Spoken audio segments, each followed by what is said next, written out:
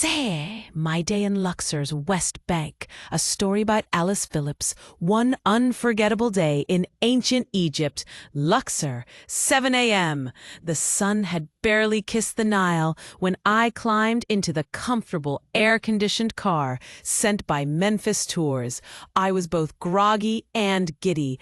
I dreamt of this day for years, stepping foot in the Valley of the Kings. My guide, a passionate Egyptologist named Yusuf, greeted me with a warm smile and stories already spilling from his lips.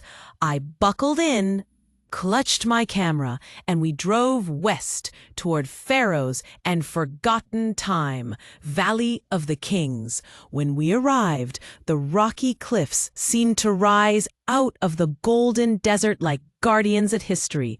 This wasn't just sightseeing. It felt like entering a sacred realm. The heat hugged me tightly, but I barely noticed.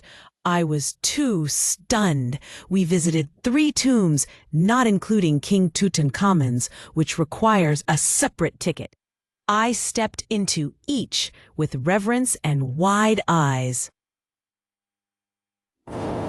The air inside was cool, and the silence felt ancient. Hieroglyphs danced along the walls like echoes of lives long gone. One tomb had ceilings painted with deep blue skies and golden stars, like the heavens blessing the dead. I remember whispering, "Wow," so often it became a mantra.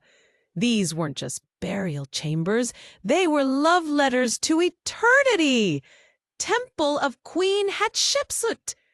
Next, we made our way to Deir el-Bahari, the magnificent temple of Queen Hatshepsut. Built into the cliffs like an extension of the mountains themselves, it took my breath away the moment it appeared on the horizon.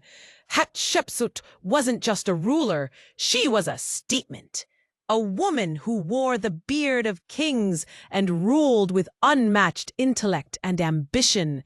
The symmetry of the temple, the colonnades, the sheer scale, it all made me feel so small, yet oddly empowered.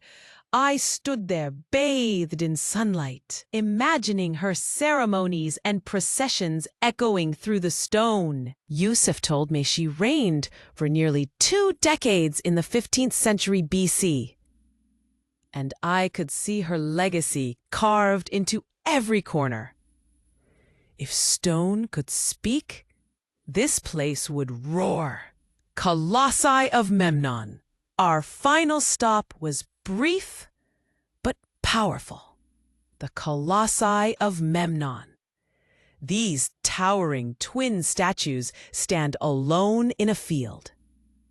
Weathered and worn, yet defiant.